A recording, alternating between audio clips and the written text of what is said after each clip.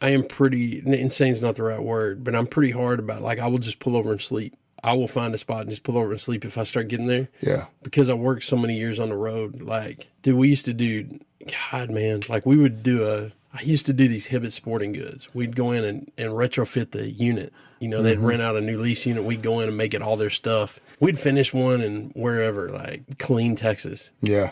And 36 hours later, we had to be on another one somewhere else. Like, I'd be smoking Reds and, you know, like getting it, drinking Red Bulls and have a dip in at the same time, just trying to get there between jobs just to beat the crews to get set up and stuff. And I don't do that anymore. Like, I will straight pull over and sleep at the first place I can find that doesn't seem like I'm going to get killed. You get murdered, yeah. I've never. That's one reason I've never been able to sleep in my vehicle, man. I've tried it several times.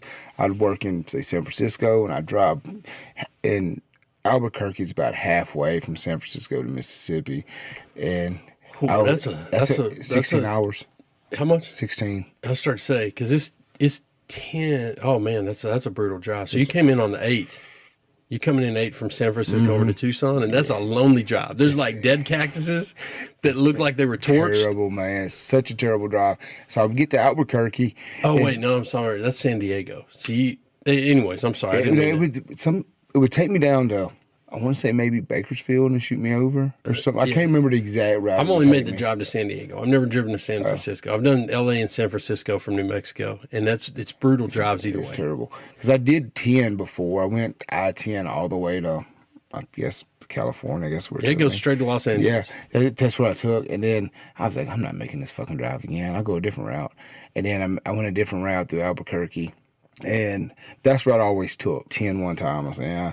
Because you would see like random that would freak me out. You would see a whole ass car with no tires and wheels on it. I'm like, what the f?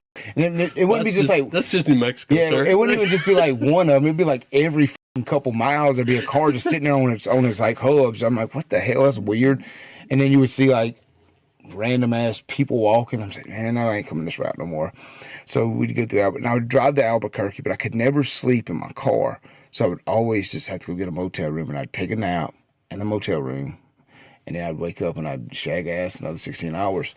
It's so time consuming. I think people, and it was things like that I would do, that I was just like, man, damn, I'm wasting so much of this is like a whole day and a half I'm wasting on just a vehicle.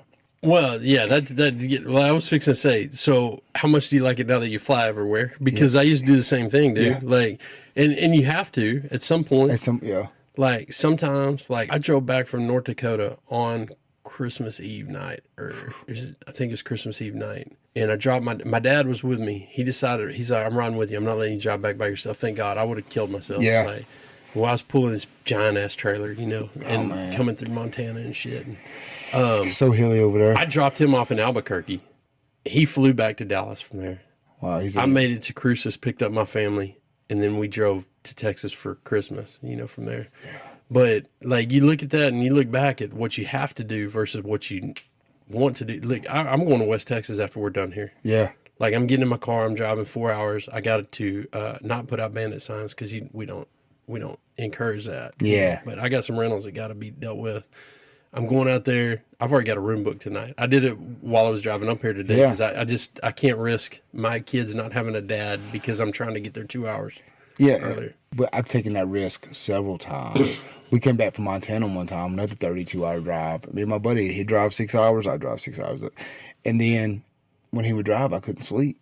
Right, because you're worried he's going to fall asleep. Yeah. So it would be like I was up that 6, it would be my turn to drive again. I'm over here, I'm like looking like a damn crackhead because I done pounded so many monsters and stackers. I'm just trying to make it. I'm over here. Your hair's buzzing. Yeah. You feel your hair? And I'm just like, I'm trying to get there. And I'm like, all right, when I get home, I'm going to get some good sleep. I get home, sleep like 4 or 5 hours, and I'm wide fucking awake. Shout out to Mini Thins. You guys are too young to remember. Yeah, the Mini Thins were way before my time, yeah. Oh, man. You could buy a bottle of them. It's just a Fedra. Like caffeine. Like, you take them things so your hair was growing. Like you could feel it. Like, man, my scalp is tingling. And if you're a blue-collar worker and would like to be on the show, drop some knowledge, some wisdom, get balls deep with us, reach out to me on Facebook.